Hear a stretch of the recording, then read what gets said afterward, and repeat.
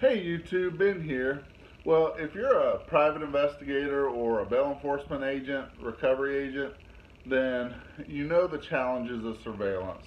And sometimes you just wish you had some way to remotely surveil your subject or the residents you're watching or, a business. And sometimes sitting in a vehicle and watching is detrimental to what you're trying to do. Maybe it's not easy to find a good location to sit, and you just need to get away but still keep eyes on. Well, most of us aren't filthy rich, and most of us have to be creative. So I actually found a way to do long distance and remote surveillance pretty cheap, and I'm about to show you how. Well, here's the setup. So sorry if there's a little bit of shake. I don't have my phone clamp for my tripod with me, but it's a phone scope case. You can get them at Walmart, Academy Sports, Amazon, wherever you want. I've got this pocket juice here, power pack. I got my charging cord that can charge multiple kinds of phones. Here's the eyepiece adapter for the phone scope case, and your choice of a monopod or a tripod. Or, there's a lot of different options there, but, in the case of a private investigator, a lot of times you need to get that close-up video, and maybe you can't afford a, high dollar DSLR camera. And in the case of bounty hunters, recovery agents, sometimes you don't need a close in. You just need to watch a doorway or a driveway to see if somebody returns to the house or leaves the house. So I'm gonna put my phone on a magnetic stand and assemble this thing for you. All right, so it's pretty straightforward. This is the eyepiece adapter. It goes right here. Now, I found that on this particular style of eyepiece, I need to flip this piece over in order for it to grasp tightly. So you stick this on here, and you can use this yellow marker as a guide to where you want it, because these eyepieces adjust, and when you put the phone on here, the weight of the phone will cause it to adjust. So that's something you have to learn with your particular setup. Anyway, put it on and you screw it down, you clamp it down to the eyepiece, and it's pretty secure, especially when I flip that rubber over, and then you lock it with this. Now this won't loosen. Alright. From there, the phone case itself already has the adapter. Stick it on here, and lock it on, and there you have it. Now I have this set to the highest setting, to the 36 times magnification. So what I do to acquire my target is I'll hold it up like this to the 12 times magnification. Once my target area is acquired, I slowly roll it like this till it's at 36.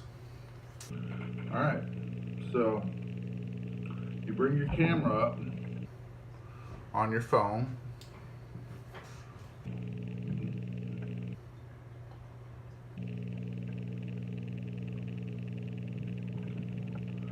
Take the lens cap off. There we go. Now you have this. It's looking through the eyepiece, but you see the black haze there? Didn't mean to selfie. The black haze there, that means it's not quite center, but that's an easy fix. You just kind of tug on it a little bit till it's looking directly through the eyepiece.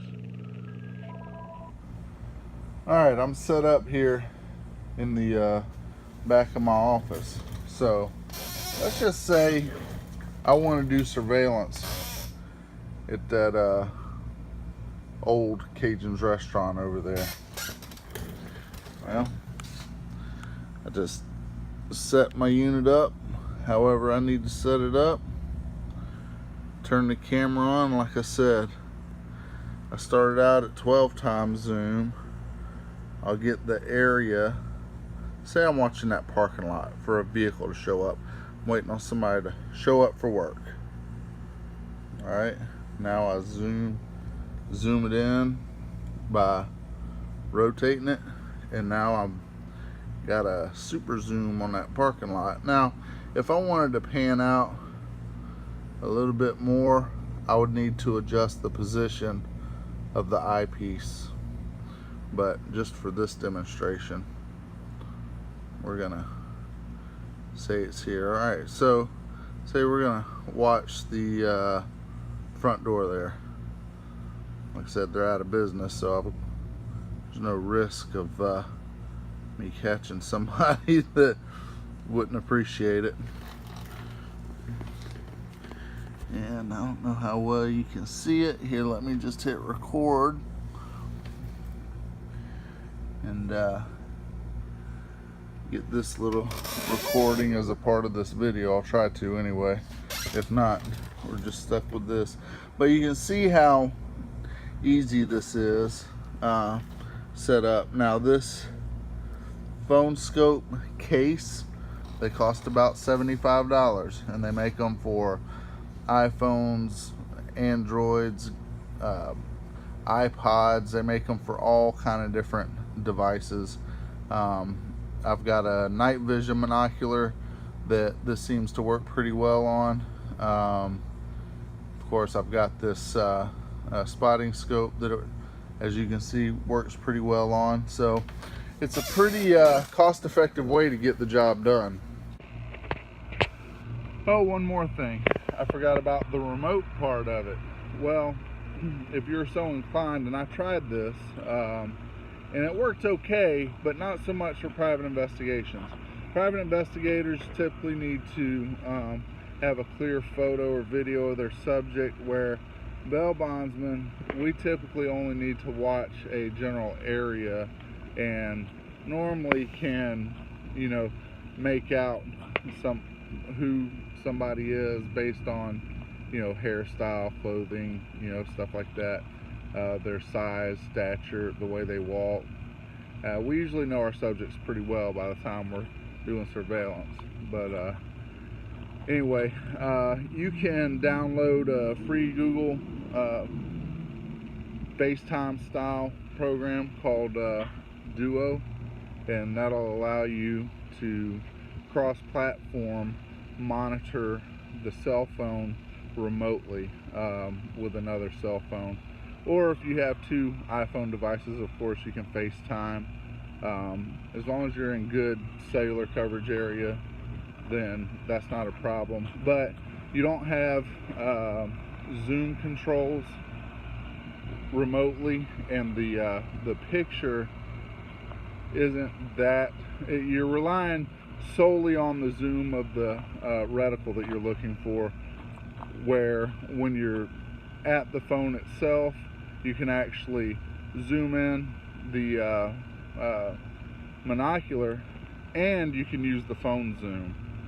That gets pretty interesting. I didn't do that on my little video because I didn't think about it, but yeah, usually the zoom of the monocular works out pretty well. You can also use these with binoculars. You just use one side of the binocular.